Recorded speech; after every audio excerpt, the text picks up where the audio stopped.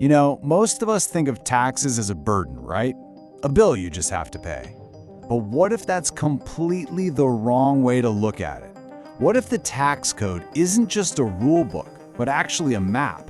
A map of incentives that's just waiting for you to follow. Today, we're going to deconstruct the expert-level framework for tax-advantaged investing. All right, so here's the game plan. We're going to start with the whole philosophy behind the tax code itself. Then we'll get into some seriously powerful upfront deductions. After that, we'll unpack the critical difference between active and passive losses, and this is the big one, how you can actually unlock those losses to protect your main income. And finally, we'll touch on some special tax rates and tie it all together into a complete strategy. First things first, we have to completely shift how we look at the tax system. Seriously, this is the foundation for everything else we're about to cover. So let's just chew on this for a second. Is the tax code something that just happens to you every year? Or is it a set of instructions, a blueprint that you can actually use to your advantage? How you answer that one question changes absolutely everything. Now here's the big reveal, right? The government needs things like energy production and affordable housing for the economy to run. But instead of doing it all themselves, they use the tax code to encourage private investors like you to put up the capital. So these tax benefits, they aren't loopholes, they're on-ramps. They're put there on purpose as a reward for investing in things the country needs. Okay, so with that in mind, let's jump into our first core mechanism.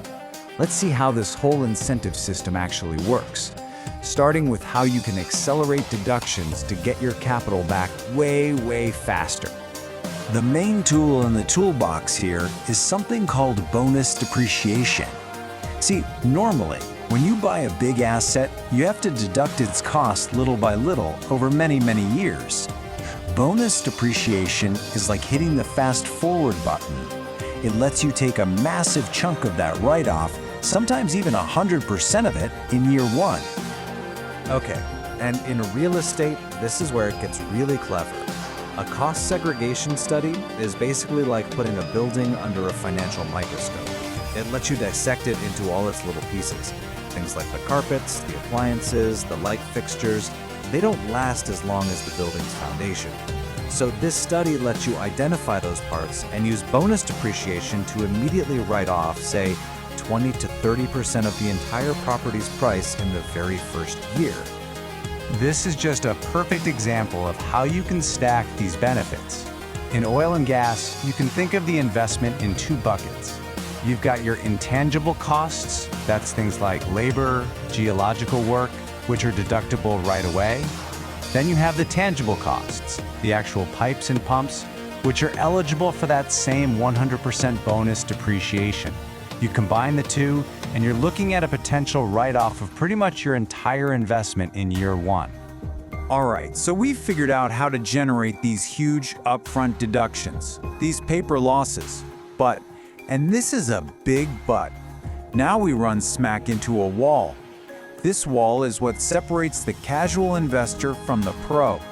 It's all about how you can actually use those losses. So you gotta get this straight in your head. The IRS basically sees two completely different kinds of money. There's active income. That's the money you sweat for, your W-2 salary, the profits from a business you run. Then there's passive income. That comes from investments where you're not really involved in the day-to-day, like being a silent partner in a big real estate deal. And this is the rule you have to tattoo on your brain. By default, passive losses can only be used to offset passive income. It's like there's a firewall between them. So that huge depreciation loss from your rental property, it can't automatically lower the tax bill on your main job's salary. It's walled off. So, yeah, you're stuck. That firewall is up. The big question is, how do you knock it down? This is where the real strategy kicks in. I mean, this really is the million-dollar question, isn't it? How do you take those powerful but passive paper losses from your investments and actually use them to shield your high-taxed active income? Well, there are specific keys that unlock that door. In the world of real estate, the master key is called real estate professional status. And let me tell you, this isn't something you just check a box for. You have to be serious about it. We're talking at least 750 hours a year, and it has to be more than half of your total working time. But if you or your spouse can meet those tests, it changes the entire game. Your real estate losses get reclassified as non-passive, and bam, that firewall just disappears. But now, check this out. This is what's so fascinating about oil and gas.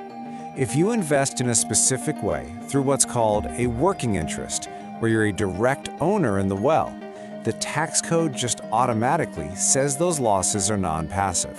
There's no 750-hour test, no hoops to jump through. It's a built-in shortcut. Okay, so we've covered deductions, but that's not the whole story. Let's layer on some other powerful advantages that come from special rates and even, in some cases, total tax exemptions. Let's stick with oil and gas for a second.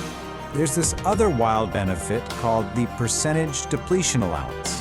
For certain producers, it means that 15% of the gross income from the well is just received completely tax-free, year in, year out. And just look at the difference here. It's night and day. On one side, you've got your regular income from your job, taxed up to the eyeballs at 37%. Then in the middle, you have long-term capital gains, much better. But look all the way to the right. There's a strategy that can take that rate all the way down to zero. And this is how you get to zero. It's called the step up in basis. And honestly, it's one of the most powerful wealth transfer tools in the entire tax code. Imagine you buy a property for $100,000. You hold it your whole life, and when you pass away, it's worth $1 million. Your kids don't get stuck with your old cost basis. No, the basis steps up to that $1 million value. So if they turn around and sell it the next day, their taxable gain is zero. A whole lifetime of growth completely tax-free. Okay, so when you start to stack all of these pieces on top of each other, the upfront deductions, the reclassified losses, the special rates, a really clear strategic picture starts to form. And it all comes down to a fundamental shift in how you think. You stop just chasing a higher salary and you start playing chess with your income.